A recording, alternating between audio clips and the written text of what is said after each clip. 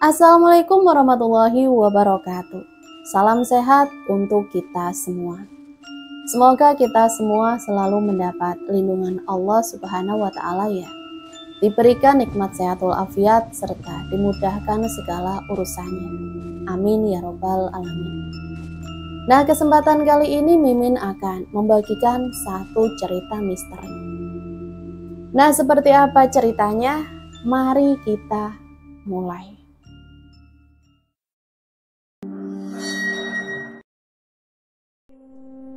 Suara besi yang diseret di atas aspal terdengar jelas dari jalan depan rumah. Aku yang sedang antusias menonton televisi tergelitik rasa penasaran untuk menengok keluar jendela. Tubuhku menggigil hebat karena ketakutan. Suaraku tertahan dan sepersekian detik tubuh juga tidak bisa digerakkan. Televisi sudah tidak kuingat untuk dimatikan. Aku berlari sekencang mungkin, masuk ke dalam kamar lalu bersembunyi di balik selimut. Apa yang kulihat sangat mengerikan. Sesosok manusia tanpa kepala berjalan santai di depan rumah dengan lehernya yang terputus, meleleh darah segar. Tangan kanannya memegang golok panjang sampai menyentuh aspal, menciptakan suara gesekan. 12 jam sebelumnya. "Mah, aku berangkat ya." "Iya, hati-hati, jangan ngebut, jangan nyalip di tikungan. Titip salam buat Abah sama nenekmu." Siang ini aku akan pergi ke rumah Abah dan nenek, orang tua dari bapakku. Setelah hampir 2 bulan nganggur diam di rumah karena pekerjaanku sebagai kasir tos serba sementara berhenti. Tos serba ditutup dikarenakan PSBB akibat pandemi. Kadang aku berpikir semua yang terjadi di bumi ini karena ulah keserakahan manusia itu sendiri. Seperti kata pepatah, apa yang kamu tanam itu yang akan kamu tuai. Aku dengar pandemi ini diakibatkan oleh virus yang berasal dari hewan tak lazim yang dimakan manusia. Karena keserakahan itulah tercipta virus mematikan yang menyebar ke seluruh dunia. Kemudian orang-orang ramai membicarakan ini. Opini dan teori-teori konspirasi bermunculan dan saling merasa paling benar. Dibumbui cerita hoaks yang membuat aku semakin tidak mengerti. Karena itulah aku memilih untuk pergi ke rumah Abah. Di sana setidaknya aku bisa menyejukkan pikiran dan hiruk-pikuknya orang-orang berceloteh tentang musibah ini. 3 jam perjalanan bukan waktu yang sebentar. 2 kali aku mengistirahatkan tubuh dan motor kesayanganku itu. Hingga akhirnya tiba di depan gapura bertuliskan, "Selamat datang di Kampung Jati." Gapura yang sudah tak lagi asing di mataku, karena di kampung inilah Abah dan nenekku tinggal. Meskipun kampung ini jauh dari perkotaan, tapi bisa dibilang ini kampung padat penduduk. Karena itulah terkadang malam hari pun masih ramai orang nongkrong.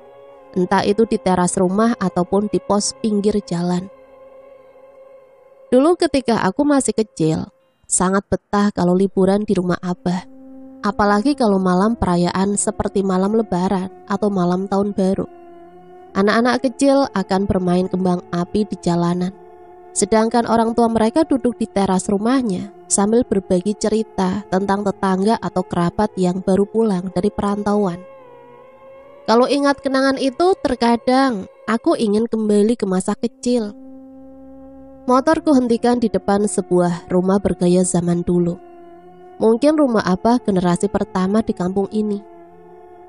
Terlihat dari arsitekturnya yang berbeda dari jajaran rumah lain. Pernah suatu waktu Bapak akan merenovasi rumah Abah karena kelihatan ketinggalan zaman. Namun Abah menolaknya dengan alasan rumah ini bersejarah. "Assalamualaikum, Nek, Bah."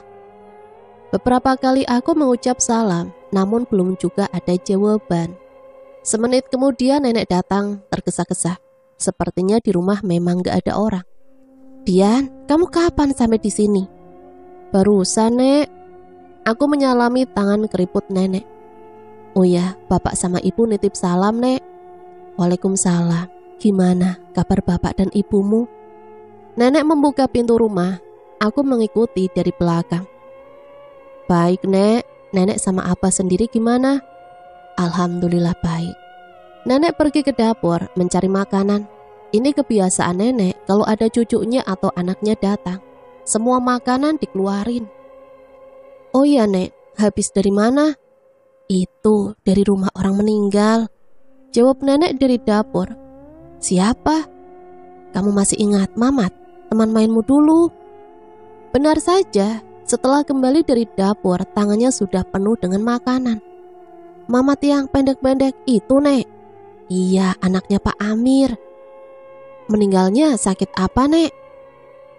Meninggalnya tak wajar. Korban pembunuhan waktu ditemukan jasadnya tanpa kepala. Dek.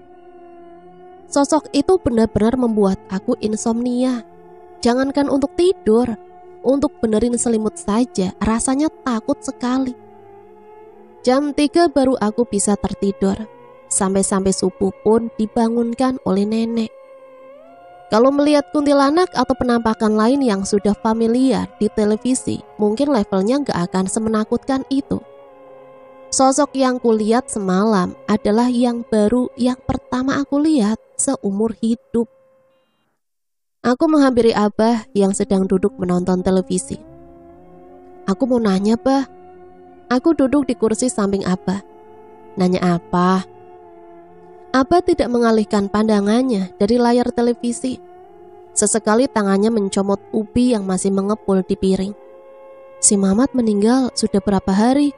Terus jasadnya ditemukan di mana, Bah? Ini hari ketiga. Jasad si Mamat ditemukan di pinggir Cikidi, sungai tempat kamu main dulu. Aku kembali terkenang kalau mengingat sungai itu. Di mana waktu itu bahagia terasa sederhana. Dulu aku sering berenang di sungai itu dengan teman-teman masa kecil, termasuk Mamat. Terus kepalanya sudah ditemukan? Belum, masih dicari sama polisi. Aku lihat si Mamat tadi malam, Bah. Maksudmu?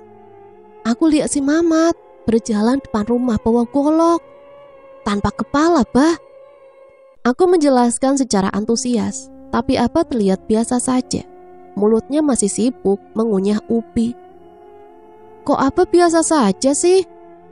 Abah sudah tahu, banyak tetangga yang bilang. Pantesan tadi malam sepi banget, padahal di sini biasanya malam juga masih rame. Abah tidak mempedulikan aku yang masih keheranan. Dia menikmati setiap ubi yang melewati tenggorokannya dengan suguhan berita di televisi. Terus sekarang jasadnya di mana, Bah? Di rumah sakit, menunggu penyelidikan polisi selesai. Nenek datang dengan 2 gelas air teh hangat di tangannya. Kalau ingin tahu lebih banyak, kenapa nggak ke rumahnya saja? Sekalian silaturahmi dan melayat, dia akan temanmu juga. Malulah, Nek, sudah lama soalnya nggak kesini. Nenek menggeleng pelan lalu kembali ke dapur. Aku memang terbilang cukup dekat dengan Mamat. Mamat anaknya baik, ceria, gampang akrab. Kalau aku liburan di sini, dialah yang duluan datang, ngajak main. Apa yang terjadi dengan dia sekarang sungguh tragis. Aku merasa Mamat bukanlah orang yang akan membuat orang lain dendam, apalagi membunuhnya sekecil itu. Karena yang ku tahu, dia orang baik. Terakhir aku bertemu dengannya tahun lalu. Waktu itu almarhum masih seperti biasa. Kami bercanda gurau mengenang masa kecil dulu. Kalau tahu ada beginian, kemarin gak bakalan kesini. Aku bergumam dengan sedikit penyesalan. Sosok makhluk itu membuat aku kehilangan nafsu makan. Bahkan untuk sekedar mencicipi ubi rebus yang tersedia di meja. Masa anak muda takut hantu? Abah melirik dengan tatapan meledek. Aku memasang muka masam. Bukannya takut, Bah, cuma ngeri saja goloknya. Kalau tuh golok nancep di leher, mati dong cucu Abah yang tampan ini. Halah, tampan, kok nggak laku? Lalu Abah terkekeh tertawa, memperlihatkan giginya yang ompong. Aku kembali memasang muka masam. Kali ini ucapan Abah benar-benar menusuk. Walau memang seperti itu kenyataannya. Hari ini aku berencana ikut Abah menengok kebun jahe. Jahe adalah komoditi yang cukup menguntungkan. Selain minimnya hama, juga karena jarangnya petani yang menanam jahe. Di kampung ini saja hanya beberapa orang yang nanam jahe, sedangkan hampir semua orang tua di sini adalah petani. Untuk sampai ke sana kami harus menyeberangi sungai, melewati persawahan. Apa sempat menunjuk tempat di mana jasad Mama ditemukan saat kami menyeberangi sungai. Hamparan hijaunya kebun jahe menyambut kami. Apa langsung berkeliling sambil mencabuti rumput di sela-sela tangkai jahe. Aku mengikutinya dan meniru apa yang Abah lakukan. Sinar mentari semakin lama terasa membakar kulit. Hari sudah siang, akhirnya Abah mengajakku menghentikan aktivitas yang membosankan ini. Sebelum pulang kami duduk di bawah pohon rindang sambil menikmati angin sepoi-sepoi. Bah, menurut Abah, apa sosok kepala buntung itu ada kaitannya dengan Mamat? Kemungkinan begitu, karena sosok itu muncul setelah ditemukannya jasad Mamat. Abah mengusap peluhnya, lalu bersender pada pohon mahoni. Bukannya sosok itu meresahkan, Bah? Kenapa tidak ada yang mencoba mengusirnya? Di sini tidak ada yang ahli supranatural. Kalau kamu bisa, kamu saja. Paling-paling kencing di celana. Abah tergegah, menjengkelkan. Aku membalasnya dengan tersenyum kecut. Kami kembali pulang sebelum waktu zuhur tiba. Sesampainya di rumah, baru saja satu kakiku menyentuh ubin. Tiba-tiba terdengar suara pengumuman di masjid. Aku kembali menarik kakiku, memilih duduk mendengarkan pengumuman itu. Assalamualaikum warahmatullahi wabarakatuh. Innalillahi wa inna ilaihi roji'un. Telah berpulang ke rahmatullah Ibu Anit, istri dari Pak Amir. Semoga amal ibadah beliau diterima di sisinya. Sudah jatuh tertimpa tangga. Pak Amir yang masih berduka karena kehilangan anaknya. Dia harus kembali menguras air mata.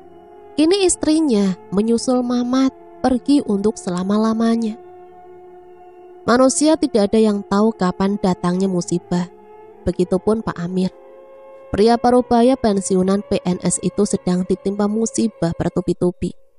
Dari meninggalnya tak wajar, Mamat, putra sulungnya, sekarang disusul istrinya yang meninggal secara mendadak. Kalau dipikir secara logika, rasanya memang janggal. Bagaimana bisa dalam waktu kurun 5 hari, Pak Amir kehilangan 2 anggota keluarganya secara mendadak. Namun kalau kita berpikir dengan sudut keimanan kita, semua itu tidak ada yang mustahil bagi Sang Pencipta untuk memberikan cobaan kepada hambanya. Sehabis mandi aku duduk di kursi ruang tengah. Abah terlihat sedang bersiap-siap pergi melayat. Aku di rumah saja, Bah. Ish, kamu ini, ayo ikut. Rasulullah kan mengajarkan kita bagaimana bertetangga yang baik. Kalau tetangga sakit, yo dicenguk. Kalau tetangga meninggal, yo dilayat lah. Masa anak muda melayat, Bah? Emang gak boleh toh? Ya enggak juga. Ya sudah, ayo. Aku segera bangkit dari kursi mengambil peci dan koko. Sebelum ceramahnya lebih panjang lagi. Rumah yang berjarak 100 meter dari rumah Abah itu sudah dikerumuni pelayat. Orang-orang masih berdatangan dengan menenteng beras takziah. Tentunya mereka menuju rumah Pak Amir. Tangisan pilu terdengar begitu menyayat hati. Pak Amir tak henti-hentinya menangisi kepergian almarhumah. Dia berteriak-teriak, meracau tidak jelas. Sebegitu beratnya dia ditinggalkan sang istri. Ini pasti ada yang sirik sama keluarga saya. Ada yang guna-guna keluarga saya. Kenapa tidak sekalian bunuh saya saja? Beberapa kerabat Pak Amir merangkulnya, mencoba menenangkan. Teriakan Pak Amir membuat suasana semakin tegang.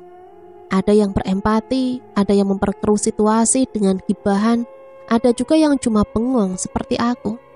Sampai-sampai aku baru sadar, Abah sudah tidak ada di sampingku. Abah berada di dalam rumah untuk membantu mengurus jenazah. Tiba-tiba seseorang menepuk bahu dari belakang. Yan, sontak aku terkejut. Eder, lama gak ketemu. Derry adalah salah satu teman masa kecilku dulu. Kapan kesinian? Derry menyodorkan tangan mengajak bersalaman. Segera aku menjabat tangannya. Baru kemarin sore. Sudah tahu soal Mamat? Aku mengangguk. Dari Abah. Tragis ya, sekarang ibunya. Bu Anit sebelumnya sakit apa, Der? Katanya sih sakit jantung. Soalnya tadi Pak Amir teriak-teriak soal guna-guna gitu. Namanya juga orang kena musibah ya. Apalagi ini secara terus-menerus. Jadi pikirannya kemana-mana. Aku ngobrol-ngobrol ringan bersama Derry. Cukup lama sampai tiba saatnya jenazah disolati. Sebagai tetangga yang baik, aku mengikuti setiap proses sampai jenazah dikebumikan. Selesai mengikuti proses pemakaman, aku bergegas pulang. Sedangkan abah dan nenek entah masih di mana. Aku merebahkan diri di kursi panjang sambil mengipas-ngipaskan peci. Keringat membasahi sebagian baju koko putih yang aku pakai. Meski tidak ikut gotong jenazah, cuaca panas membuat aku permandikan keringat. Saat sedang menikmati rebahan di kursi panjang, tiba-tiba terdengar suara rantang jatuh dari dapur. Bayangan hantu kepala buntung kembali muncul di kepala. Apa iya sore-sore gini ada hantu? Otomatis pikiranku berimajinasi liar tentang hal-hal horor. Sebelum akhirnya seekor kucing muncul dari dapur. Sial!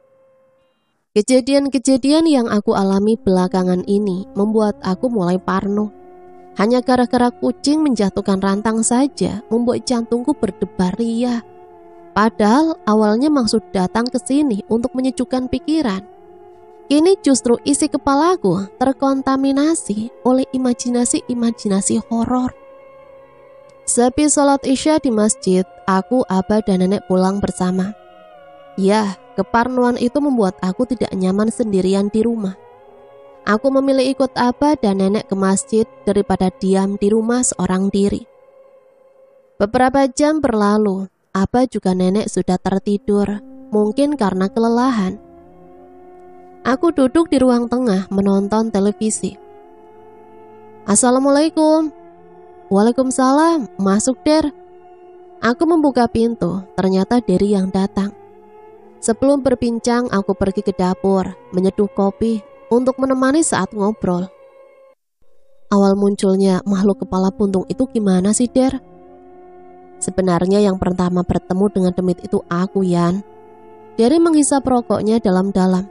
Yang benar, mulut Derry meniupkan asap rokok yang tadi dia hisap.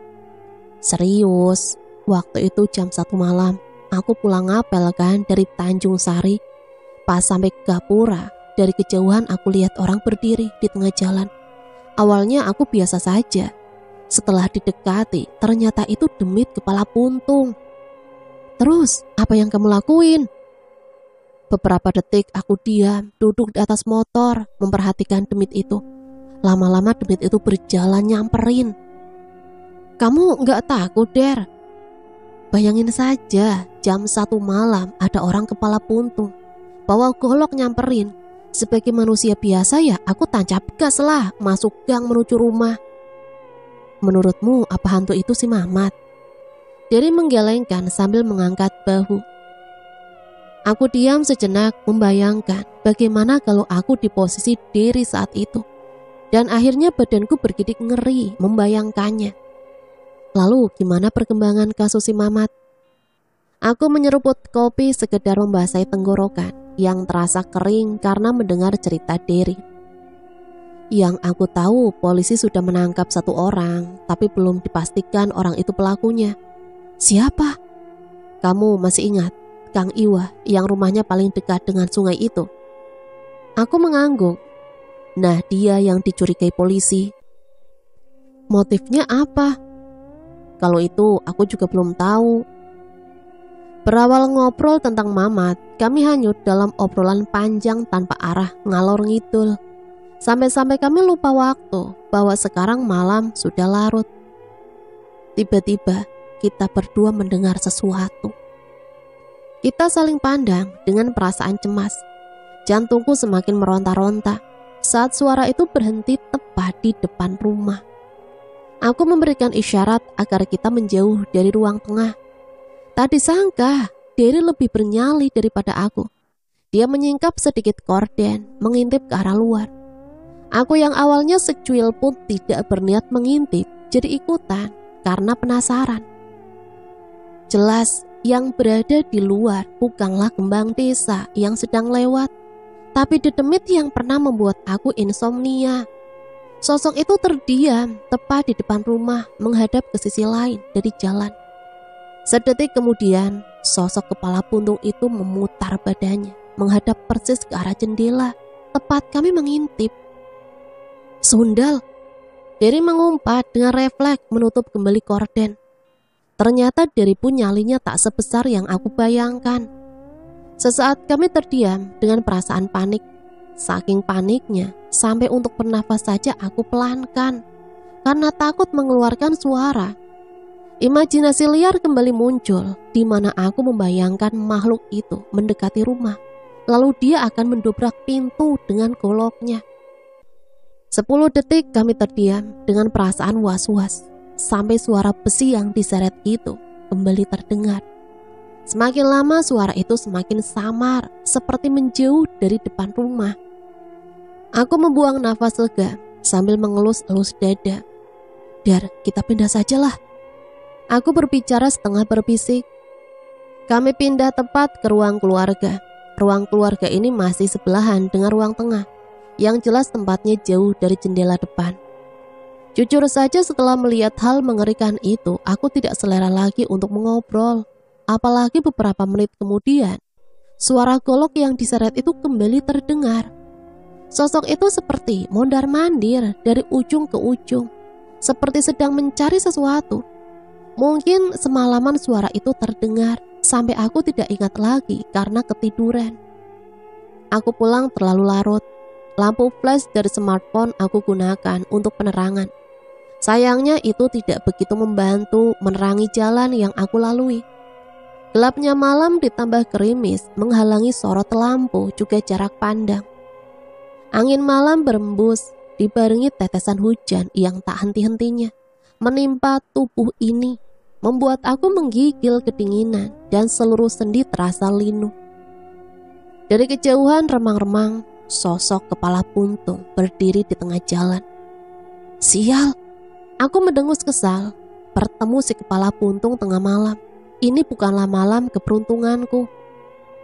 Rasa takut, gelisah, dan kesal datang secara bersamaan. Aku memutuskan untuk putar arah, namun entah kenapa kaki terasa berat untuk digerakkan.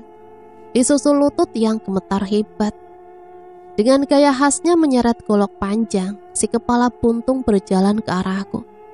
Setiap langkahnya menimbulkan suara gesekan dan keciplakan air yang terinjak olehnya. Suara itu membuat suasana semakin dramatis. Kini aku mulai panik. Tubuhku tidak bisa digerakkan sama sekali. Dan lagi, walau berteriak sekuat tenaga, rasanya tidak ada sedikit pun suara yang keluar dari mulutku. Si kepala puntung semakin mendekat. Kini sosok mengerikan itu tepat di hadapanku.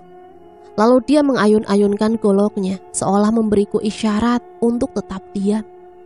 Aku sudah pasrah, tubuhku mulai lemas. Seberapa keras aku mencoba menggerakkannya, namun malah semakin berat rasanya tubuh ini. Pandanganku mulai kabur, nafasku sudah tak beraturan karena kepanikan yang luar biasa. Seketika tubuhku terjatuh ke jalan, aku terbaring tak berdaya. Mungkin ini adalah akhir dari hidupku, mati di tangan demit kepala puntung. Nada suara tetesan hujan yang jatuh di genangan terdengar indah di telinga. Mungkin itu akan menjadi suara terakhir yang aku dengar. Aku memejamkan mata, menandakan sudah pasrah dengan apapun yang akan terjadi. Tapi seketika aku terbangun lantaran merasa ada yang menepuk-nepuk bahu. Yang ternyata itu nenek membangunkan aku karena sudah waktunya subuh. Pagi-pagi Abah sudah duduk manis menonton berita di televisi. Jangan keseringan nonton berita pandemi, nanti malah bikin panik sendiri. Aku duduk di sebelah Abah. Loh, kan biar tahu perkembangannya. Kadang media itu cuma membesar-besarkan, nggak semua berita itu benar, Bah. Apa tahu ada pandemi juga dari berita. Ya sudahlah, terserah Abah, aku mau pulang, Bah. Kok pulang? Semalam demit itu muncul lagi, sampai ke bawah mimpi. Siapa suruh begadang? Seloroh Abah, lalu dia menyeruput teh hangat. Ya kan ada si Dery, masa ada tamu ditinggal tidur? Pokoknya jangan pulang dulu sebelum Abah panen jahe. Loh, kenapa? Ya biar ada yang bantuin lah. Aku beranjak dari kursi menuju dapur. Dalam hati berkata, ya elah. Rencana pulang pada akhirnya dibatalkan. Berhubung nenek juga menahan aku untuk pulang dengan alasan yang tidak bisa aku bantah. Berhubung masih ngantuk, jam 10:30 siang, aku kembali tidur. Bangun-bangun jam 2 sore, kemudian mandi, sholat zuhur, lalu aku mengeluarkan motor, sekedar untuk memanaskan mesin. 2 hari motor tidak dipakai, aku berniat mencucinya di tepi sungai. Mau kemana? Suara nenek terdengar dari dalam rumah. Cuci motor ke sungai, Nek. Beberapa detik aku diam, menunggu suara balasan. Tapi nenek tidak terdengar berbicara lagi. Untuk mencapai tepi sungai, aku harus melewati rumah Kang Iwa. Di sana terparkir satu mobil polisi dan beberapa warga.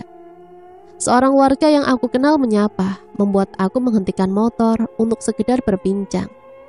Selayaknya orang yang sudah lama baru bertemu lagi. Seperti biasa, obrolan diawali dengan basa-basi. Man, di rumah Kang Iwa kenapa ada polisi? Aku pura-pura tidak tahu. Kau belum tahu, Yan? Kang Iwa itu dicurigai atas meninggalnya si Mamat. Karena rumahnya paling dekat dengan lokasi ditemukannya mayat si Mamat.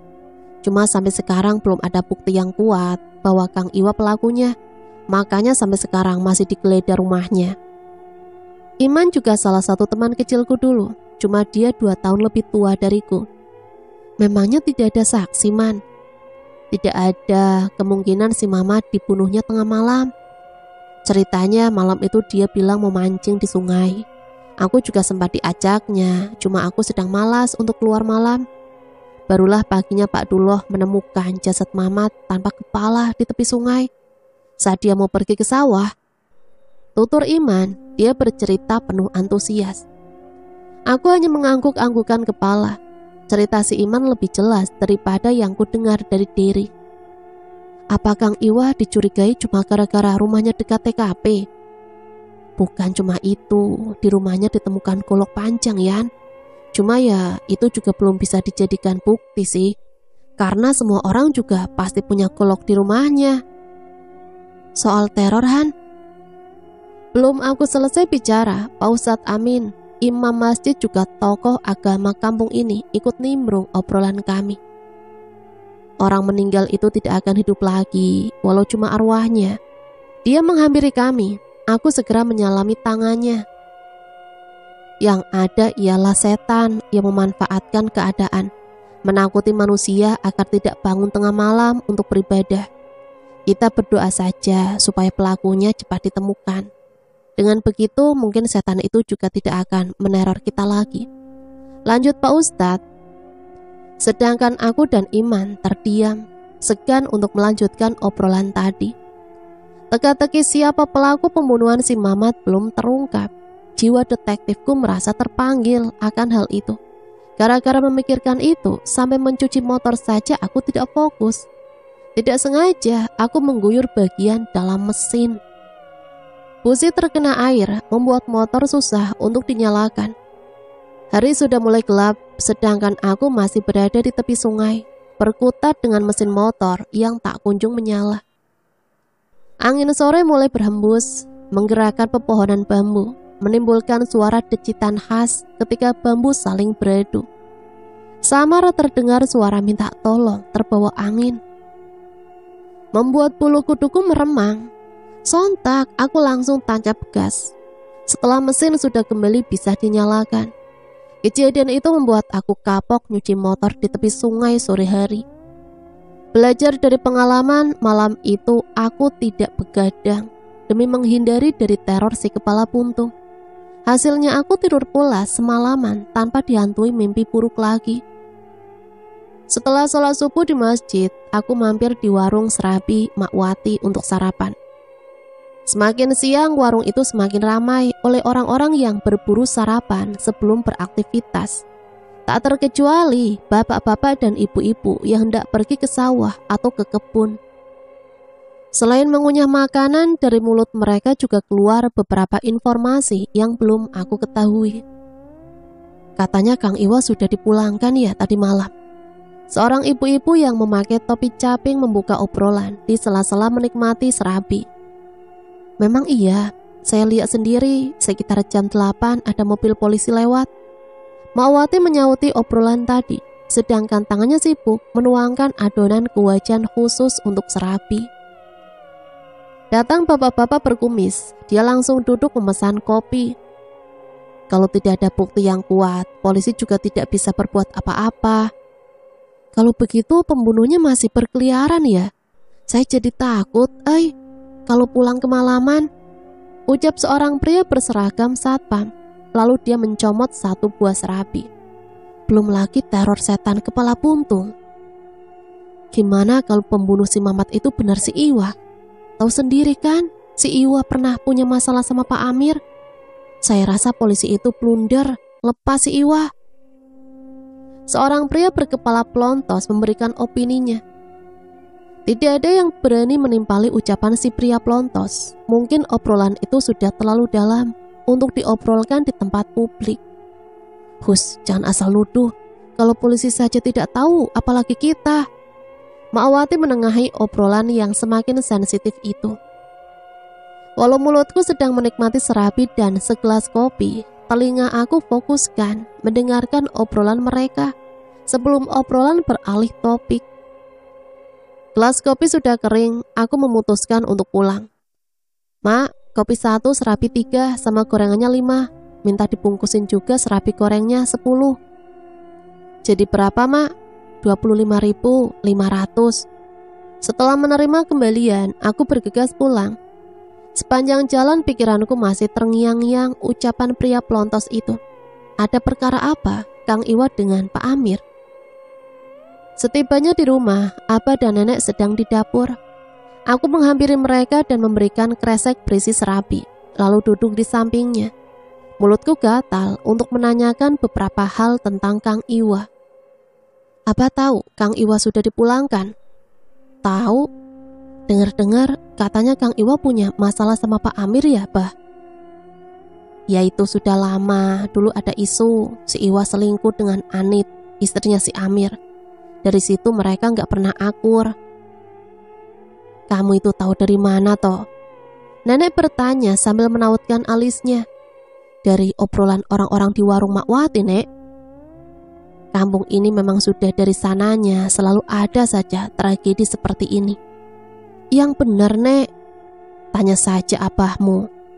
Aku mengalihkan pandangan ke Abah, berharap Abah bercerita. Sedangkan Abah masih menikmati suapan demi suapan serabi. Setelah menghabiskan 2 buah serabi, Abah mulai cerita. Kampung ini dulu disebut kampung ilmu hitam, karena banyak yang menganut ilmu hitam. Makanya dulu harus benar-benar jaga omongan. Kalau ada yang tersinggung, mainnya bukan bacok-bacokan, tapi santet. Biasanya kalau ada yang meninggal tak wajar, dulu itu sudah tidak mengagetkan lagi. Kemungkinan orang tersebut punya masalah dengan orang berilmu hitam. Serem juga ya, itu tahun berapa, Bah? Ya pokoknya, Abah juga masih bujangan waktu itu. Abah meneguk air teh hangat, sedangkan aku menunggu lanjutan cerita Abah dengan penuh antusias. Di dekat gapura sana dulu ada pohon jati besar. Karena perubahan zaman, ilmu hitam mulai ditinggalkan. Dan sebutan kampung ini bukan lagi kampung ilmu hitam, tapi kampung jati. Namun tragedi belum usai. Pohon jatinya malah dijadikan tempat bunuh diri. 2 orang pernah bunuh diri di sana. Sebelum akhirnya pohon itu ditebang. Sedangkan kampung ini tetap pakai nama Kampung Jati sampai sekarang. Dari cerita apa aku mengetahui bahwa kampung ini punya sejarah kelam. Kini tragedi kelam berulang dengan adanya kasus pemenggalan si Mamat. Wajar kalau warga khawatir karena pelaku pembunuhan masih berkeliaran, yang setiap saat bisa saja mencari korban baru. Bah, guramenya aku tangkap satu ya. Jangan, bawa aja tuh di empang yang satunya. Ya elah, punya apa pelit amat. Aku berjalan menjauh sambil menggerutu. Siang ini Abah mengajak aku ke empangnya. Selain kebun, Abah juga punya sawah dan empang yang lumayan luas. Dulu Abah masih kuat mengurus sawah, dikarenakan sudah tua dan sering kecapean. Sekarang sawah dibiarkan diurus orang lain. Ternyata bawalnya lebih gede-gede dari gurame. Mungkin satunya ada yang mencapai 2 kilo. Segera aku melupakan soal gurame tadi. Bah, aku ambil 2 bawalnya boleh? Terserah, tangkap inilah juga buat nenekmu, dia tidak suka bawal. Aku mengangguk mengiyakan. Ember putih bekas cat tembok sudah penuh dengan ikan. Sebelum pulang, aku dengan Abah duduk istirahat di saung atas empang. Fungsi saung itu biasanya untuk sholat darurat, lantaran kalau di masjid jauh dari sini. Kok bawal malah lebih gede dari gurame, Bah? Emang begitu, makanya gurame lebih mahal karena lama besarnya. Padahal bawal juga enak. Tinggal buang kepalanya terus dibakar pakai bumbu kecap. Ngomong-ngomong soal kepala nih, Bah. Dalam agama kita, gimana sih tata cara menguburkan korban mutilasi? Entah dapat pemikiran dari mana, tiba-tiba aku ingin menanyakan hal ini. Kalau yang ketemu potongan jasad mayat yang lebih dari 10, meski tanpa kepala atau potongan kurang dari 10 badan bersama kepala, harus disolati dan dimandikan. Sedangkan kalau hanya potongan anggota badan seperti tangan, kaki, atau hanya potongan separuh tanpa kepala, tidak harus dimandikan dan disolati, langsung dikuburkan saja. Aku mengangguk paham. Ilmu tuh, ingat baik-baik. Iya, Bah. Kami ngobrol kesana kemari sambil menikmati pemandangan dan sejuknya udara di pesawahan. Tak berapa lama seorang lewat di pematang depan saung dengan tergesa-gesa. Mau kemana? Buru-buru gitu. Apa bertanya kepada orang tersebut yang aku ketahui orang itu adalah adik dari Pak Amir. Ini, Bah, saya barusan ditelepon, katanya Kang Amir bertengkar dengan Kang Iwa. Di mana? Di rumah Kang Iwa. Ya sudah, ayo, saya juga ikut. Apa bergegas mengikuti adik Pak Amir. Karena ingin tahu, aku juga mengikuti mereka. Saya tahu, Iwa, kau yang sudah membunuh Mamat kan? Kau juga yang mengguna-guna istriku sampai dia meninggal. Dasar bajingan! Teriak lantang Pak Amir sudah terdengar dari kejauhan. Kata-kata makian tanpa jeda terlontar dari mulut Pak Amir. Beberapa orang mencoba melerai perkelahian dengan memegangi badan Pak Amir, mencoba menenangkan. Di sisi lain, Kang Iwa terlihat lebih tenang. Dia terlihat santai duduk di kursi depan rumahnya. Wajah sangar, rambut panjang, dengan sorot mata yang tajam. Mungkin kalau aku akan berpikir 2 kali jika harus berurusan dengan Kang Iwa. Akang punya bukti nuduh saya. Sedangkan polisi saja lepasin saya karena saya memang tidak bersalah. Dengan tenang, Kang Iwa menanggapi tuduhan Pak Amir. Melihat ketenangan Kang Iwa, Pak Amir semakin murka. Ia mencoba melepaskan genggaman orang yang memeganginya, sambil mulutnya tak henti memaki Kang Iwa. Brengsek kok Iwa, saya berjanji akan membunuhmu. Sudah, malu sama anak kecil. Sudah pada tua masih bertengkar. Pak RT Muji juga datang untuk melerai kegaduhan ini.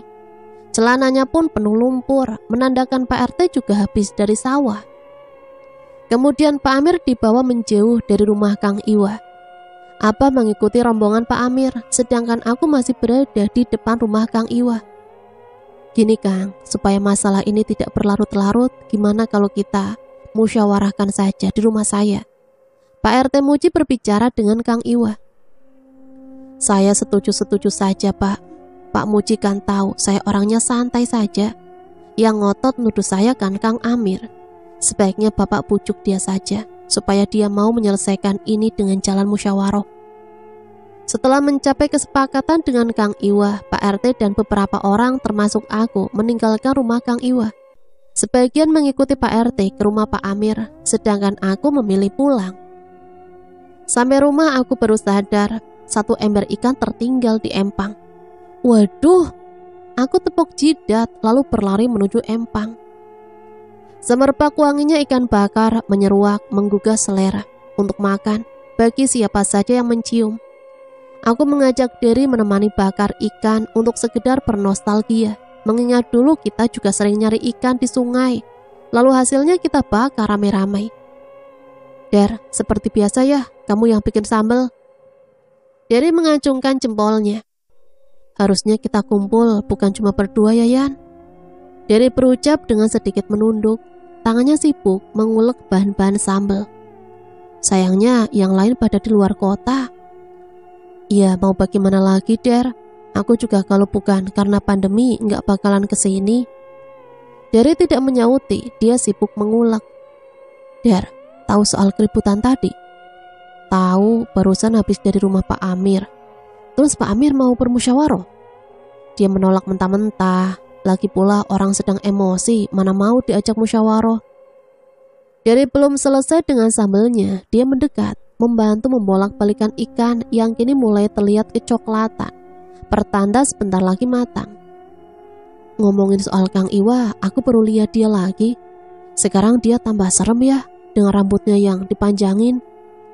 Ya begitulah, sebenarnya wajar sih Kang Iwa dituduh. Selain karena penampilannya yang seperti dukun, dia juga ada keturunan. Maksudnya?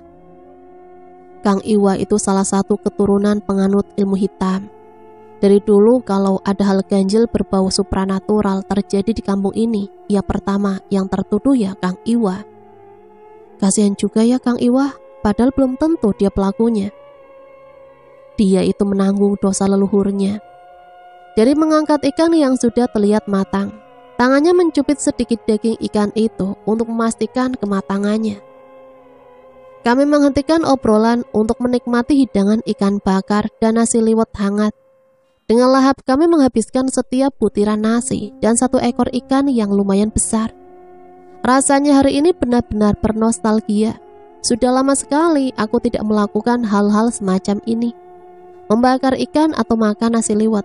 Yang berbeda adalah kali ini kami hanya berdua, sedangkan dulu kami melakukannya beramai-ramai. Sehabis sholat maghrib di masjid, Pak RT memberikan pengumuman tentang akan diadakannya lagi ronda malam. Jadi Bapak, Ibu sekalian, untuk menjaga agar kampung kita ini tetap kondusif, kita adakan lagi ronda malam. Saya minta sukarelanya bapak-bapak dan pemuda di sini yang masih mampu untuk begadang, untuk meronda malam ini. Tutur Pak RT Muji. Apa Bapak, Ibu setuju?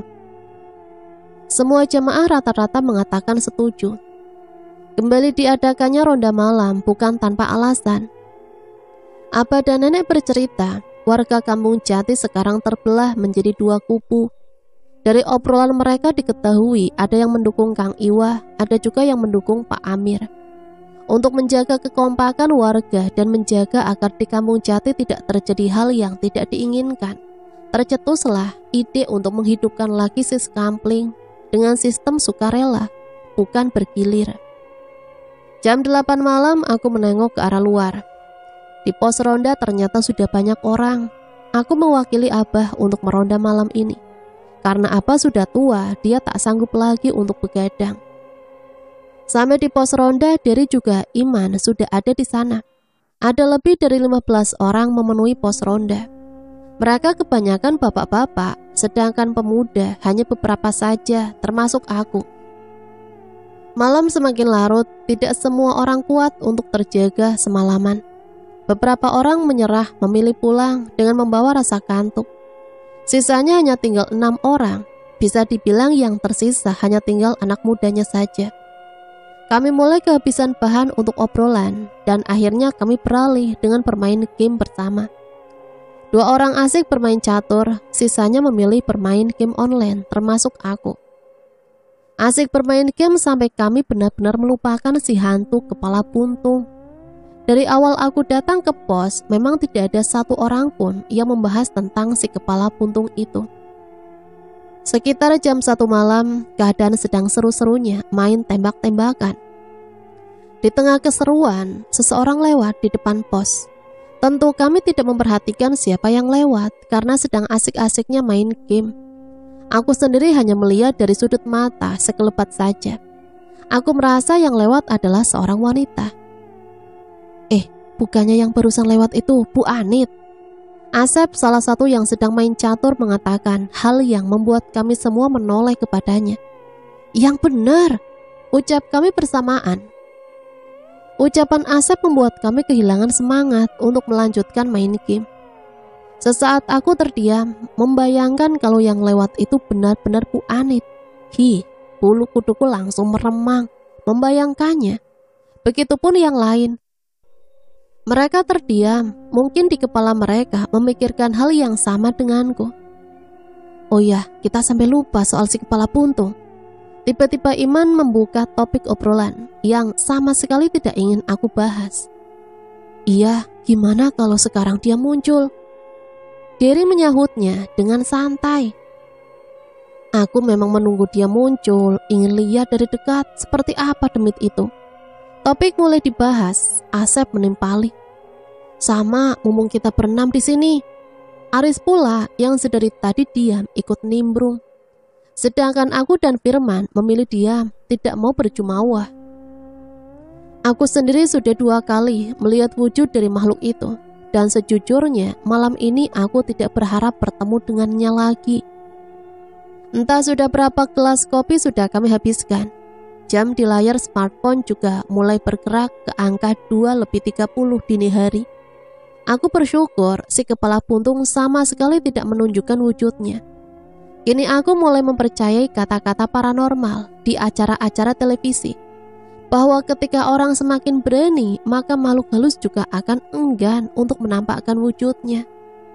Game membuat mataku terlatih untuk begadang.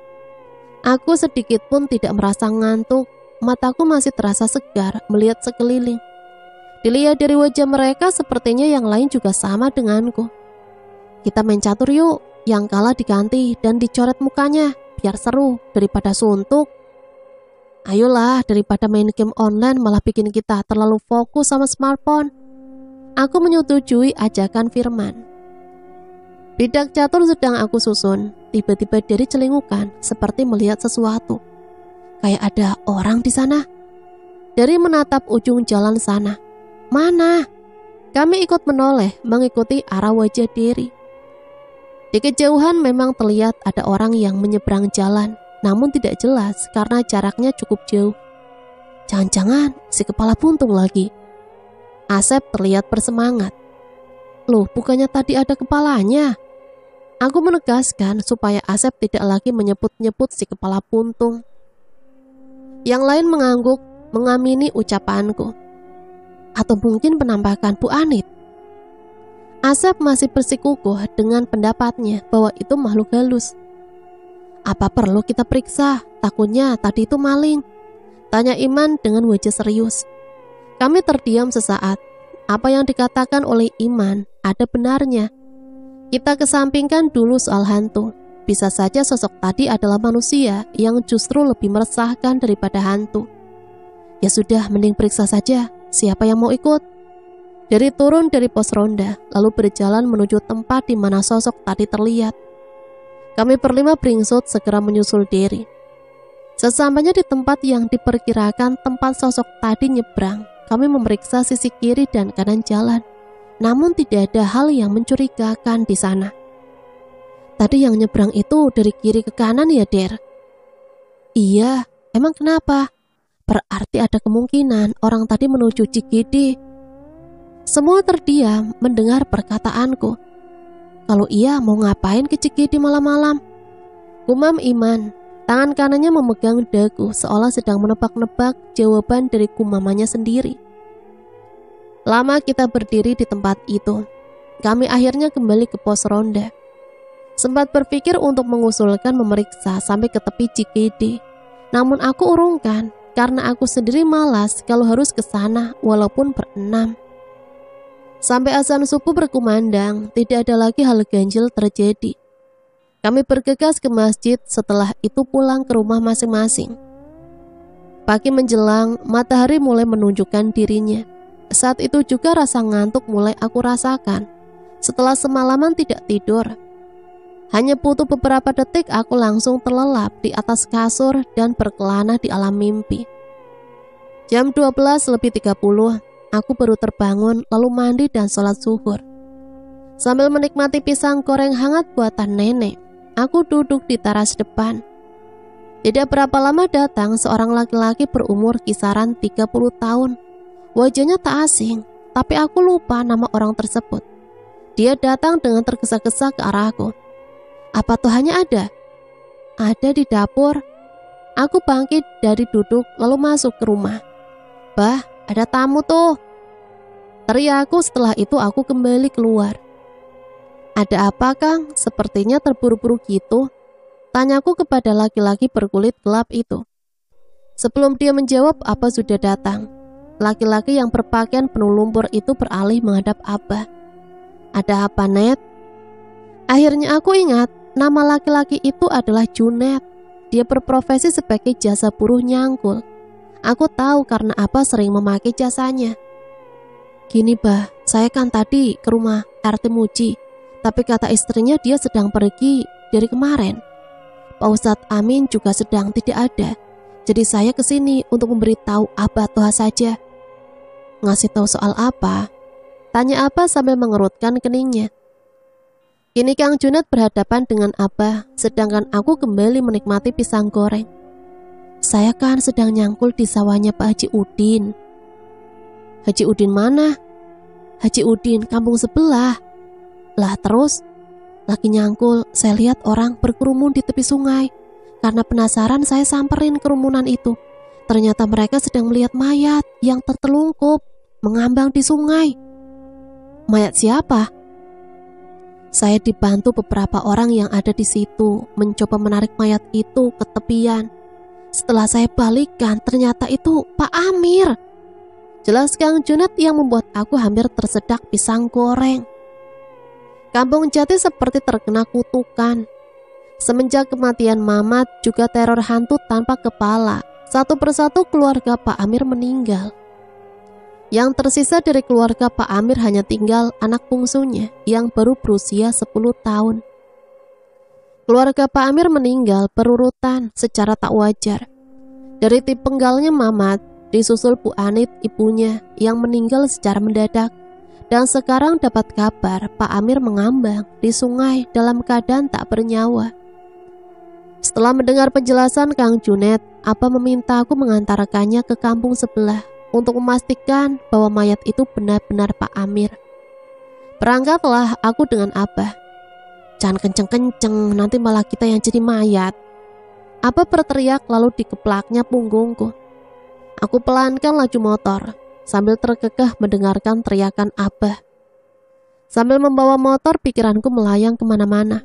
Aku mulai mengingat kembali awal dari rentetan tragedi ini. Waktu itu awalnya aku meyakini semua yang terjadi di keluarga Pak Amir adalah kebetulan. Kini aku mulai berpikir lain. Bagaimana kalau semua kematian itu saling berhubungan dan saling berkaitan? Berpikir kritis membuat aku tak sadar kami telah sampai di tempat yang diberitahukan oleh Kang Junet. Di sana masih banyak orang yang berkumpul. Abah menyusup ke kerumunan, mencari orang yang dia kenal untuk menanyakan tentang mayat yang ditemukan. 10 menit kemudian Abah muncul dari kerumunan dan menghampiriku. Mayatnya sudah dibawa polisi. Tapi benar itu mayat Pak Amir.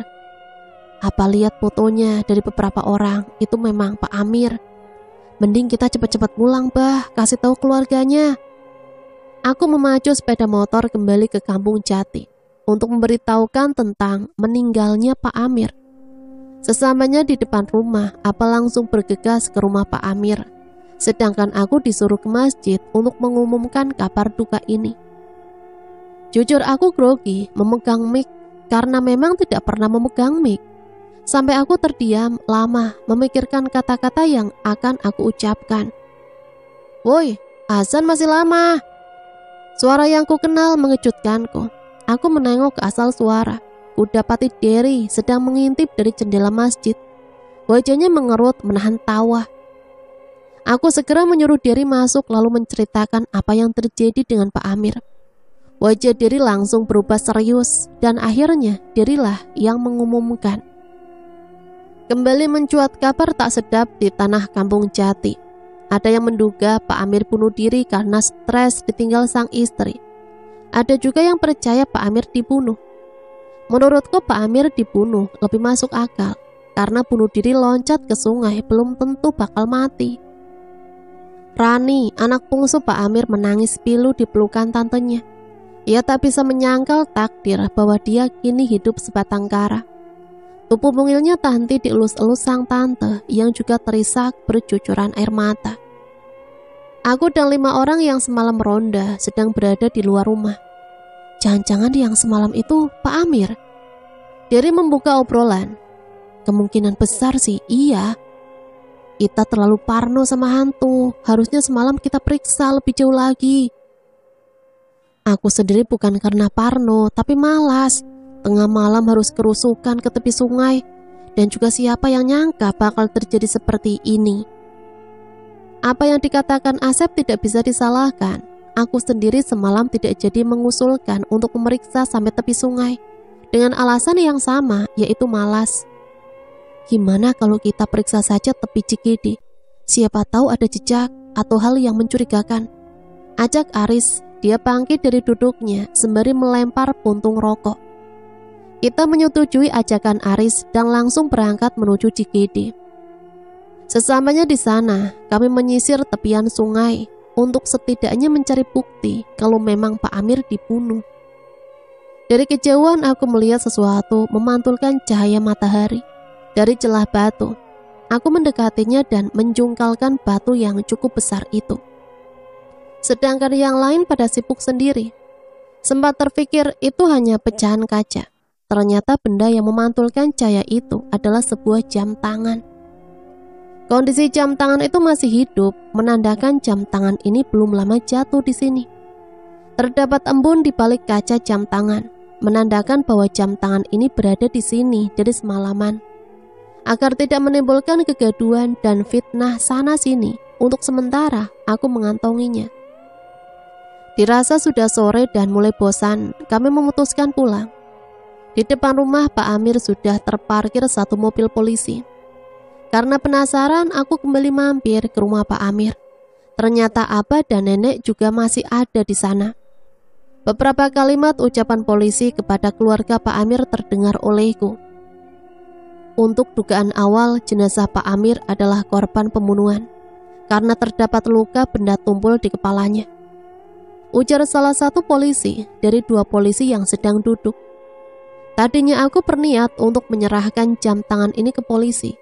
Namun setelah dipikir ulang, takutnya jam tangan ini bukan milik si pelaku. Dan lagi, polisi pasti akan bertanya banyak hal, sedangkan aku orang yang paling malas kalau ditanya-tanya. Polisi pamit, aku, Abah, dan Nenek ikut pamit pulang. Sambil jalan pulang, aku mendengarkan obrolan Nenek dan Abah. Laki-laki si Muslih menuduh si Iwa, gerutu Abah. Muslih adalah adiknya Pak Amir yang kemarin pernah bertemu denganku di Empang. Bukan cuma Muslih, Ningsih juga nuduh si Iwa, saut Nenek. Ningsih juga adik Pak Amir yang tadi memeluk Rani. Selain Ningsih dan Muslih, setauku Pak Amir punya kakak bernama Rusdi. Selain itu, aku tidak tahu lagi. Padahal dari awal kasus si Mamat sudah dikasih tahu, sudah dinasehatin, jangan gegabah nuduh orang. Aku mengerti keresahan Abah. Abah hanya tidak ingin warga kampung Jati saling tuduh gara-gara cerita simpang siur yang belum teruji kebenarannya. Di sisi lain, aku juga memahami perasaan kerabat Pak Amir karena dari awal Kang Iwa memang sudah terseret di kasus ini, sampai sempat ditangkap juga. Habis sholat maghrib, aku duduk di teras depan rumah. Cuaca panas membuat aku memilih duduk di luar mencari angin segar. Berhubung malam juga belum larut, jadi tidak ada yang perlu ditakutkan. Sambil duduk, aku menilik-nilik benda yang aku temukan sore tadi. Jam tangan model lama bermerek Radu itu masih terawat dengan baik. Semakin lama menatapnya, sekelebat aku mengingat sesuatu. Kayaknya pernah lihat orang memakai jam ini, tapi siapa ya? Seberapa keras aku mencoba mengingat pemilik jam tangan itu, hasilnya nihil. Bayanganku mentok di sosok di kepala puntung. Sialan, kenapa malah si kepala puntung yang muncul? Lamunan masih berlanjut. Aku dikagetkan dengan kedatangan Derry. Untungnya aku sudah mengantongi kembali jam tangan itu. Sebelum aku mengingat siapa pemilik jam tangan itu, aku tidak akan memberitahukan pada siapapun. Ngelamunin apaan, Yan? Tanya Derry heran, lalu dia duduk di sampingku dan meletakkan kantong kresek yang dibawanya. Enggak, lagi mikirin kasus keluarga Pak Amir. Menurutku ini saling berkaitan. Bisa jadi sih, aku juga merasa kemungkinan pelakunya orang sini-sini juga. Menurutmu siapa, Der? Ada orang yang dicurigai enggak? Gimana ya? Kalau tanpa bukti jatuhnya malah nuduh. Tapi menurutku pelakunya masih kerabat Pak Amir. Kang Iwa gimana? Dia cuma korban situasi. Toh dari dulu juga kalau ada kasus di kampung ini dia yang pertama kena tuduh. Padahal setelah terkuak bukan dia pelakunya. Tapi polisi seperti kesusahan mengungkap kasus ini ya. Wajar sih, Mama dan Pak Amir dibunuh di malam hari tanpa saksi dan bukti. Bahkan pendapatku, Bu Anit juga meninggal secara tak wajar. Bisa juga kan dia dibunuh. Pungkasnya dengan nada menggebu-gebu, seperti sedang mengutarakan unek-uneknya. Aku menengok Derry sambil menautkan alis. Setauku Bu Anit menderita sakit jantung itu sudah lama. Tidak pernah terdengar lagi kalau penyakitnya kambuh. Terlalu cepat sih keluarganya menyimpulkan kalau Bu Anit meninggal karena serangan jantung. Padahal kalau diotopsi akan lebih jelas penyebabnya. Seperti yang aku ketahui, keluarga Bu Anit termasuk suami Pak Amir waktu itu menolak jenazah Bu Anit diotopsi. Kebanyakan dari keluarga dan kerabatnya merasa yakin Bu Anit terkena serangan jantung. Sedangkan Pak Amir meyakini istrinya itu diguna-guna. Kalau bukan serangan jantung, menurutmu karena apa, Der? Itu kan cuma opini, bisa benar bisa tidak. Apa yang dikatakan Derry sempat terpikir di kepalaku juga. Tapi sekali lagi, itu sekedar opini. Opini dari anak muda seperti kami yang mulai khawatir dengan kampung ini. Kalau ini bencana alam, Kampung Jati sudah berada di level siaga. Itulah kenapa Pak RT mengajak semua warga untuk meronda malam ini. Takut pembunuhan ini akan berlanjut berhubung keluarga Pak Amir juga masih sisa satu. Derry beranjak dari duduknya. Ronda lagi nggak, Yan? Ayolah, ramein. Ini kesempatanku untuk mengingat siapa pemilik jam tangan ini. Apalagi yang meronda sepertinya akan lebih ramai dari kemarin. Aku duluan. Derry melangkah pergi. Ini kantong kresek ketinggalan. Itu jagung buat abahmu dari emak, sautnya sambil terus melangkah pergi. Sepeninggal Derry aku masuk ke rumah, menyimpan kresek jagung ke dapur, lalu ke kamar, menyimpan jam tangan itu. Akan berbahaya kalau aku membawanya ke pos ronda. Takutnya terjatuh dari kantong celana, lalu dilihat oleh si pelaku. Kalau itu terjadi, bisa-bisa aku jadi korban berikutnya. Meninggalnya Pak Amir membuat Kampung Jati semakin mencekam. Tidak ada lagi tawa di pos ronda. Mereka dengan serius mengobrolkan tentang Pak Amir. Hampir semua laki-laki di Kampung Jati ikut meronda. Sampai-sampai harus gelar tikar di depan pos. Karena sebagian tidak kebagian tempat duduk. Mungkin yang ikut tidak hanya orang-orang yang sudah tua seperti Abah. Pak RT Muji, adik Pak Amir juga hadir ikut meronda. Kesan seram di Kampung Jati tidak terasa malam ini. Si kepala puntung benar-benar sudah dilupakan. Dan mungkin dia tidak akan muncul lagi seperti halnya malam kemarin. Orang-orang di pos ronda lebih heboh membicarakan kasus Pak Amir daripada membicarakan soal hantu. Malam semakin larut, obrolan sudah bukan lagi membahas Pak Amir. Kini obrolan membahas berbagai hal yang mungkin terlintas di kepala mereka. Sekarang lagi tren koleksi barang antik nih. Iya, kemarin-kemarin ada yang nyari kain jarik motif batik zaman dulu. Katanya dihargai mahal. Gak usah susah-susah, koin 1.000, gambar pohon kelapa juga sempat booming karena dihargai jutaan. Mendengar percakapan tentang barang antik, aku ikut nimbrung. Teman saya juga sedang nyari-nyari jam tangan jadul merek Seiko, Prado. Katanya bakal dihargai mahal. Ucapku sambil memperhatikan ekspresi dari setiap orang di sana. Berharap ada yang mengeluarkan gelagat yang mencurigakan. Terutama merek Prado sih. Memang dihargai berapa, Yan? Tanya Iman dengan memasang wajah penasaran. Walau Iman yang bertanya, aku yakin Iman bukan pemilik jam tangan itu. 5 juta kalau nggak salah, asalkan keadaannya masih berfungsi dan masih terawat. Terpaksa aku berkata bohong untuk memancing si pemilik jam tangan yang sebenarnya. Berarti jam tangannya langka ya? Tanya Pak Musli, adik Pak Amir. Langka Pak, teman saya emang dia itu kolektor jam antik. 5 juta udah seharga motor ya? Pak Muji ikut menimpali. Iya, apalagi sekarang. Harga motor itu murah-murah, apalagi yang bekas. Usahaku sia-sia, obrolan beralih perbincangan soal motor. Dan aku sama sekali tidak mencium gelagat yang mencurigakan dari obrolan tentang jam tangan merek Prado tadi. Selain berjaga di pos ronda, 30 menit sekali kami bergilir berkeliling, terutama ke rumah Pak Amir. Jam 1:30, saatnya aku yang dapat giliran. Aku ditemani Dery, Pak RT, Asep, dan Iman. Untuk menghilangkan suntuk sambil jalan Pak Muji memulai obrolan. Jam tangan dihargai 5 juta, itu beneran Yan?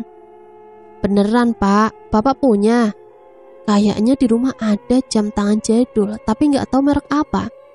Lagi-lagi malah Iman yang menyauti. Sepertinya malah dia yang terjebak ucapanku. Malam berganti pagi. Aku bersyukur malam tadi tidak ada hal buruk yang terjadi.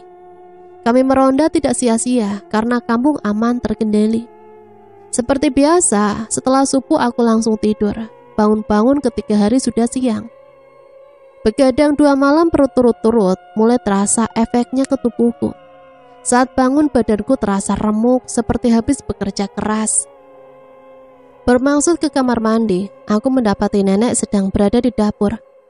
Apa kemana Nek? Ke Empang. Ngapain Nek? Ngasih makan ikan lah. Ya kirain lagi mancing. Kalau mau ikan susul aja abahmu. Tanpa basa-basi, aku langsung bergegas ke Empang menyusul abah. Untuk sampai ke Empang abah, aku harus menyusuri pematang sawah yang posisinya tidak jauh dari sungai. Dari kejauhan aku melihat seseorang sedang mondar-mandir di tepian sungai. Wajahnya menunduk seperti sedang mencari sesuatu. Sesekali badannya jongkok sembari tangannya mengorek-ngorek batu yang membuatku curiga. Orang tersebut mondar-mandir di tempat aku menemukan jam tangan. Lama aku perhatikan, orang tersebut sepertinya bukan orang asing bagiku. Aku mengenalinya dan postur tubuhnya. Bukannya itu Pak Muji? Niatku menyusul apa aku urungkan. Aku berjalan kembali ke rumah dengan tergesa-gesa. Saat itu yang terpikir olehku adalah aku harus memberitahu semuanya kepada Abah. Sambil menunggu Abah pulang, aku memikirkan cara yang tepat untuk menjelaskan semua ini kepada Abah. 20 menit kemudian, Abah pulang dengan menenteng ember berisi ikan. Sepertinya dia sudah tahu betul kegemaranku pada ikan bakar. Singkat cerita, tanpa basa-basi lagi, aku langsung menceritakan semuanya. Dari mulai saat meronda, melihat ada orang yang berjalan menuju Cikidi tengah malam, sampai tadi melihat Pak Muji sedang mencari-cari sesuatu. Apa terlihat masih tidak percaya jika Pak RT Muji terlibat di kasus ini. Meski begitu, apa mempercayai setiap ucapanku. Kita harus kasih tahu Ustadz Amin tentang ini. Aku membalas dengan anggukan. Kami sepakat untuk memberitahu Ustadz Amin sehabis sholat asar. Aku sendiri belum terlalu yakin kalau Pak Muji adalah pembunuh Pak Amir. Namun aku yakin 100% kalau beliau terlibat, walaupun seandainya dia bukan pembunuhnya. Sholat asar telah selesai. Aku dan Abah mengikuti Pak Ustadz Amin ke rumahnya dengan alasan minta solusi tentang suatu hal. Sesampainya di rumah Ustadz Amin, obrolan diawali basa-basi. Barulah setelah itu aku mulai menceritakan tentang jam tangan itu dibantu Abah. Kalau begitu kita harus cepat lapor polisi, supaya kasus ini cepat selesai, ujar Pak Ustadz tegas. Saat itu juga Abah dan Ustadz Amin pergi ke kantor polisi, sedangkan aku tidak ikut karena sekali lagi alasannya karena aku tidak suka ditanya-tanya. Sehabis maghrib, Abah dan Ustadz Amin pulang dengan membawa segerombolan polisi. Kantor polisi memang cukup jauh sehingga butuh waktu ketika pulang pergi ke sana. Warga yang baru keluar dari masjid keheranan bercampur lega ketika melihat gerombolan polisi datang bersamaan dengan Abah dan Pak Ustadz. Biar bagaimanapun warga ingin tahu perkembangan kasus pembunuhan di kampung ini, karena jelas sangat meresahkan. Tentunya warga mengira polisi datang untuk kembali menginvestigasi kematian Pak Amir. Begitu juga Pak Muji, dia tidak curiga kalau sebenarnya dia yang dicurigai. Sebagai ketua RT, Pak Muji mempersilahkan para polisi untuk datang ke rumahnya. Ia berpikir mungkin polisi akan bermusyawarah dengannya sebagai RT untuk mengungkap kasus Pak Amir. Sebagian warga memilih pulang, sebagian lagi ikut ke rumah Pak Muji karena terseret oleh rasa penasaran. Ruang tamu rumah Pak Muji dipenuhi orang-orang berwajah penasaran, sedangkan kursi tamu diduduki oleh polisi, Abah, Ustadz Amin, dan kerabat Pak Amir. Tentu semua tahu polisi datang untuk mengungkap kasus Pak Amir. Namun tidak ada yang tahu bahwa Pak Muji lah yang akan diinterogasi. Seorang polisi langsung memulai pertanyaan. Saya dari kepolisian datang ke sini untuk mengungkap kasus pembunuhan di kampung ini. Untuk itu saya mau menanyakan kepemilikan jam tangan ini. Polisi itu mengeluarkan jam tangan yang aku temukan kemarin. Apa benar ini punya Pak RT? Tiba-tiba semuanya hening. Semua mata tertuju pada Pak Muji, termasuk aku. Pak Muji terlihat tak nyaman dengan perkataan itu. Tunggu, ini maksudnya gimana? Saya belum mengerti. Pak Muji berkilah seolah tidak tahu apa-apa. Sudah jawab saja, tolong kooperatif dan jangan bertele-tele. Pak Muji kelabakan, ia tidak percaya bahwa dirinya kini diinterogasi oleh polisi. Meski begitu dia mencoba mempertahankan wibawanya. Gini Pak, saya kan di sini adalah RT. Kenapa saya diinterogasi? Andai itu jam tangan saya, apa hubungannya dengan kematian Kang Amir? Protes Pak Muji, berkelit dari pertanyaan polisi. Ada keluarganya Pak RT? Polisi tak habis akal ketika Pak Muji mulai bertele-tele. Seorang wanita parubaya datang menghampiri polisi dengan wajah was-was. Dia adalah Bu Ois, istri Pak Muji. Ibu istrinya Pak RT. Bu Ois mengangguk. Ibu tahu ini jam tangan punya Pak RT? Lagi-lagi Bu Ois mengangguk. Warga mulai bertanya-tanya, ada apa dengan jam tangan itu? Sedangkan Pak Muji mulai pucat pasi. Dia tahu arah pertanyaannya menuju kemana. Nah, istri Anda sudah kooperatif. Ini jam tangan Anda. Sekarang saya tanya, kenapa jam tangan ini ada di tepi sungai? Dan apa yang malam itu Anda lakukan di sungai? Polisi kembali bertanya pada Pak Muji.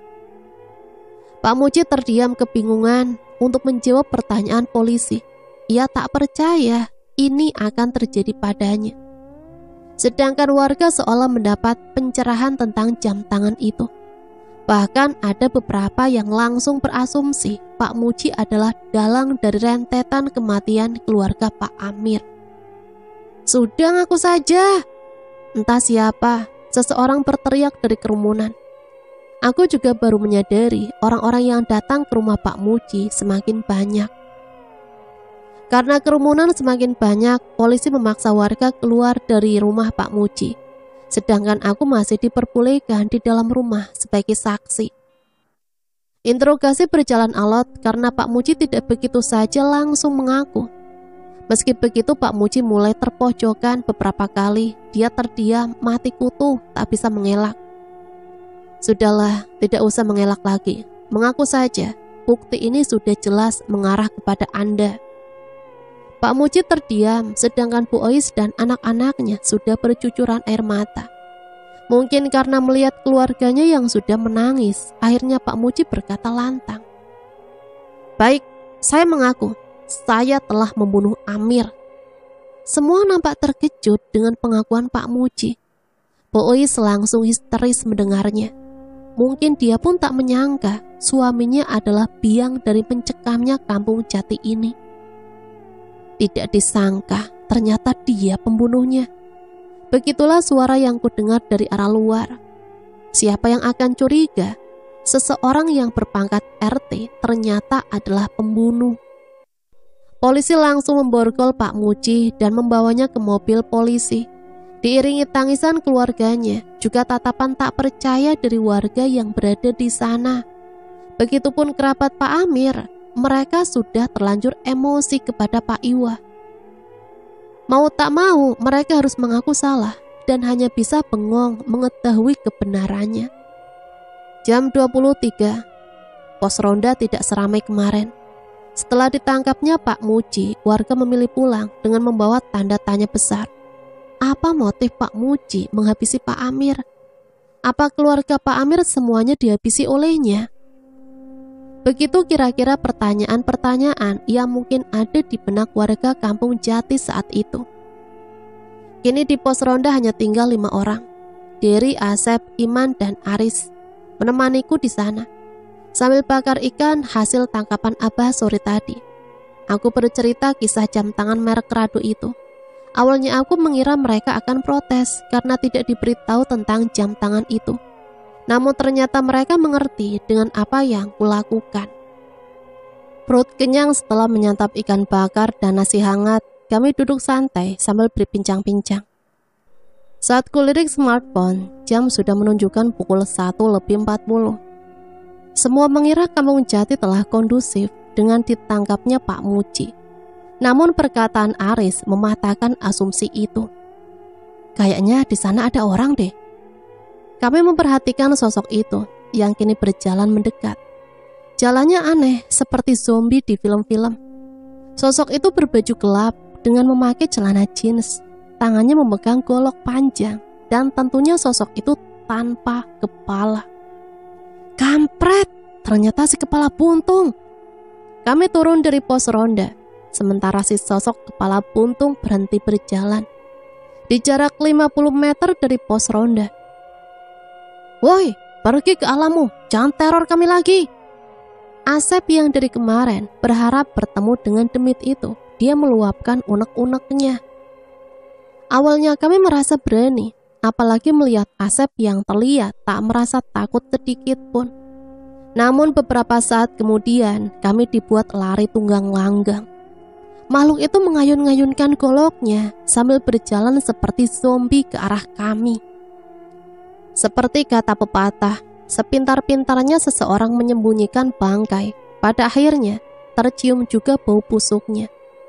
Hal itu terjadi pada Pak Muji. Siapa yang menyangka? Siapa yang menduga? Dalang dari rentetan kasus di kampung Jati adalah seorang RT yang dihormati. Di balik jabatannya sebagai RT, wibawanya sebagai seorang pemimpin kampung, tersimpan jiwa nekat dan keji dari seorang Pak Muji. Pria berumur 39 tahun itu selain menjabat sebagai RT, kesehariannya adalah petani. Dia aktif dalam kegiatan pertanian di kampung Jati.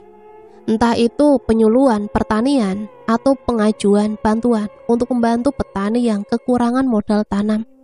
Siapa sangka orang yang kesehariannya melakukan hal-hal positif ternyata seorang pembunuh. Lalu, apa alasan sebenarnya dia membunuh Pak Amir? Si kepala buntung membuat kami semalaman tidak meronda sampai pagi. Kami berakhir kumpul dan tidur di rumah Abah sampai azan subuh. Setelah itu mereka pulang ke rumah masing-masing. Sepulang dari masjid, aku kembali tertidur di kamar. Kulihat jam menunjukkan jam 11 siang saat kelopak mataku kembali terbuka. Di luar jendela kulihat gerimis turun, membuat badanku terasa lengket dengan kasur. Juga rasa malas membuatku berat untuk bangkit dari tempat tidur ini. Kalau bukan karena kebelet buang air, mungkin aku akan tetap bersembunyi di balik hangatnya selimut. Untuk mengusir rasa malas, aku menyeduh kopi bergambar kapal layar. Air panas yang jatuh di tumpukan bubuk kopi menghasilkan semerbak aroma khas yang membuat mataku kembali segar.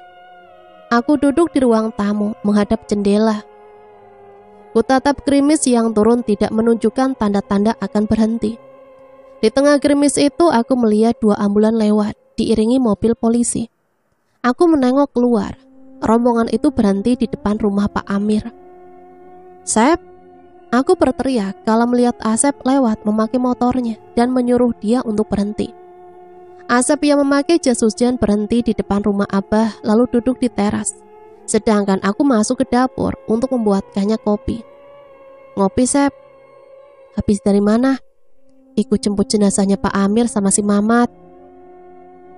"Oh, yang ambulan tadi itu jenazah Pak Amir sama si Mamat." "Emang itu si Mamat kepalanya sudah ketemu?" "Kamu gak lihat proses pencarian kepala si Mamat tadi pagi?" Aku menggelengkan kepala. Orang aku baru bangun. Walah, pantesan. Tadi pagi polisi mencari kepala Mamat di Cikidi sesuai yang dikatakan Pak Muji. Jadi si Mamat beneran dibunuh Pak Muji? "Iya." "Terus kepalanya ketemu?" Asep menggeleng.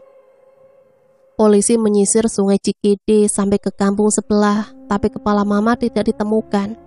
Akhirnya bapak mengusulkan bahwa jenazah Mamat dikebumikan saja tanpa kepala, mengingat sudah mustahil mencari kepala Mamat yang sudah lama dibuang ke Cikidi. Juga kasihan jasad Mamat kalau terlalu lama dibiarkan di rumah sakit. Perlu diketahui, Asep adalah anak dari Pak Ustadz Amin. Mungkin itu juga alasan dia ikut jemput jenazah Pak Amir dan Mamat karena mengantar bapaknya, Ustadz Amin, sebagai perwakilan dari keluarga korban. "Yan, kamu tahu nggak? Ternyata Bu Ani juga dibunuh loh."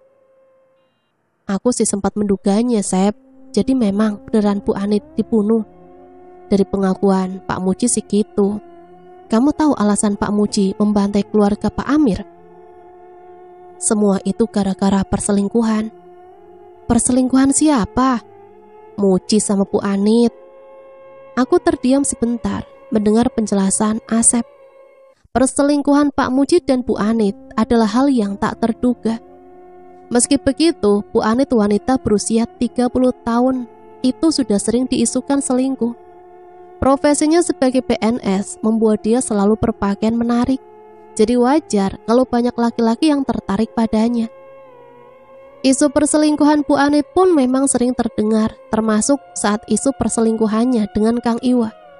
Entah benar atau tidaknya, tidak ada yang tahu. Mereka sama-sama tidak mengakui, meskipun Pak Amir, sang suami, selalu mempercayainya. Aku sendiri menyangka Bu Anit punya watak nakal dalam dirinya. Tidak mungkin seseorang diisukan selingkuh tanpa sebab. Dan akhirnya terjawab sudah saat Asep mengatakan Bu Anit selingkuh dengan Pak Muji.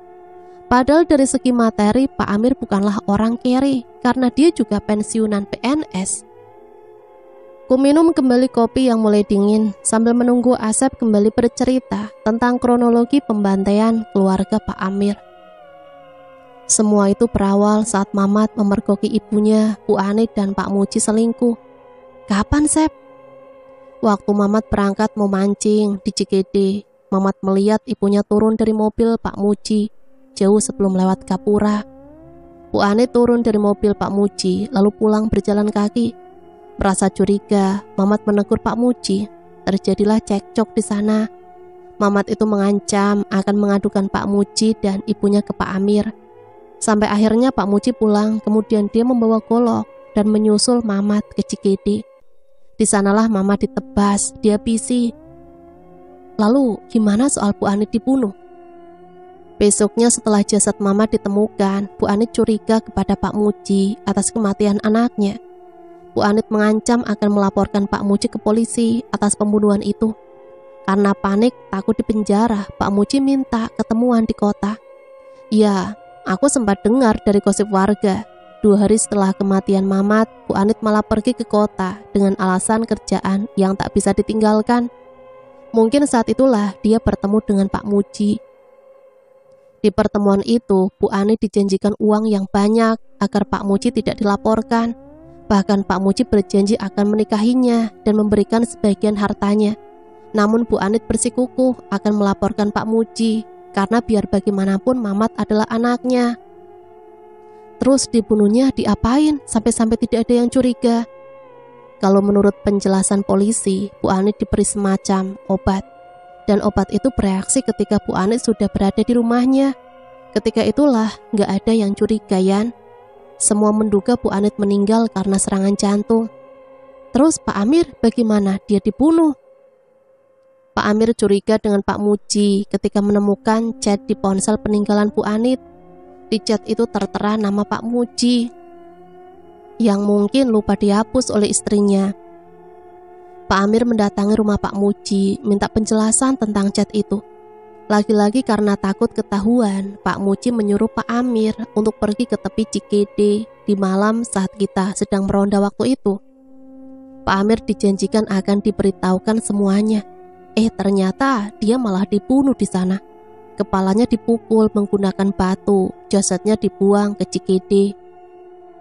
Aku menyimak antusias cerita Asep sampai habis, lalu menghela nafas panjang, mengingat kembali bagaimana mencekamnya Kampung Jati gara-gara kasus pembunuhan ini. Ini semuanya jelas, semua ini terjadi gara-gara perselingkuhan. Semoga saja kampung ini tidak ada lagi kasus seperti itu ya. Semoga saja, Sep, supaya kampung ini kembali kondusif seperti biasanya. Seminggu setelah dimakamkannya Mamat dan Pak Amir, Kampung Jati belum sepenuhnya pulih. Tidak ada lagi orang berkumpul, ngobrol, bercanda gurau. Warga seperti masih syok dengan tragedi ini. Hantu tanpa kepala yang setiap malam meneror kini sudah tidak ada lagi. Setelah diadakannya tahlilan di rumah Pak Amir selama 7 hari. Namun sampai sekarang pun kepala Mamat tidak pernah ditemukan. Entah kemana hilangnya bagian tubuh Mamat itu.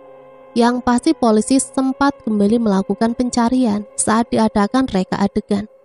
Namun lokasi yang ditunjukkan Pak Muji saat dia membuang kepala Mamat tidak ditemukan apa-apa di sana. Pak Muji dikenakan pasal berlapis tentang pembunuhan berencana. Dia dituntut hukuman mati atau kurungan seumur hidup. Rani, anak bungsu Pak Amir, diasuh oleh tantenya. Kang Iwa dan keluarganya memilih pindah dari Kampung Jati karena merasa selalu dijadikan kambing hitam saat ada kasus di Kampung Jati. Keluarga Pak Amir sempat meminta maaf kepada keluarganya atas kesalahpahaman yang terjadi. Kang Iwa pergi secara baik-baik. Istri Pak Muji menggugat cerai suaminya, kemudian pulang ke kampung asalnya.